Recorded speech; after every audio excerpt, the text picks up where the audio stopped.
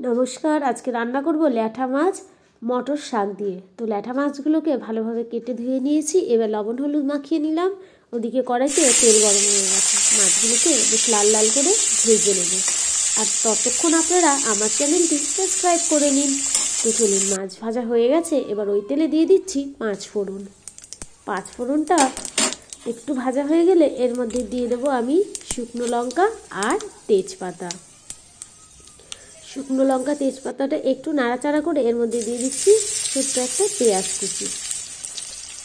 পেঁয়াজটা একটুখানি ভাজা হলেই দিয়ে দেবো আলুর টুকরোগুলো। আলুটা বেশ লম্বা লম্বা করে কেটে নিয়েছি। আলুগুলো তেলের ওপরে নাড়াচাড়া করে এবার আমি দিয়ে দেবো ওর মধ্যে লবণ আর হলুদ। লবণ হলুদ দিয়েও আর একটু বেশ ভালো করে ভেজে নেব আলুটাকে। আর পেঁয়াজটাও কিন্তু বেশি আলুর সঙ্গে লাল লাল করে ভাজা হয়ে গেছে। এবার আমি মশলা করে নিয়েছি টমেটো আর আদা জিরে আর কাঁচা লঙ্কা বাটা। সমস্ত মশলা একসঙ্গে দিয়ে কষে নেব বেশ সুন্দর করে, যতক্ষণ না মশলায় তেল ছাড়ে।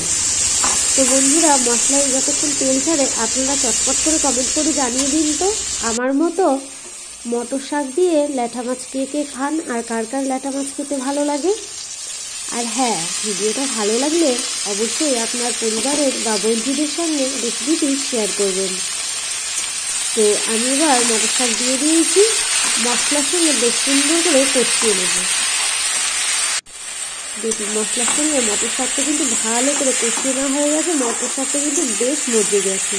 এই পর্যায়ে আমি দিয়ে দেবো পরিমাণ মতো জল। যেহেতু এর মধ্যে মাছ দেওয়া হবে সেই জন্য এখানে একটু জল দিচ্ছি। এবার জলটা দেওয়ার পরে ঝোলটা ফুটে উঠলেই এর মধ্যে দিয়ে দেবো ভেজে রাখা মাছের টুকরোগুলো। মাছ দিয়ে বেশ 3 থেকে 4 মিনিট ফুটিয়ে নিলেই গায়ে গায়ে মতন হয়ে যাবে ঝোলটা। ঝোল কিন্তু ঝোল ঝোল থাকবে না, ল্যাঠা মাছটা বেশ গায়ে গায়ে হবে, গা মাখা। এই যে তৈরি হয়ে গেছে। গরম গরম ভাতে পরিবেশন করুন, দারুণ লাগবে খেতে। আর হ্যাঁ বন্ধুরা, ল্যাঠা মাছ দিয়ে মটর শাকের ঘন্ট আমার কিন্তু বেশ ভালো লাগে। আপনাদের কাদের কাদের ভালো লাগে অবশ্যই কমেন্টে জানাবেন। ফিরে আসছি নতুন ভিডিও নিয়ে। সকলে ভালো থাকবেন, ধন্যবাদ।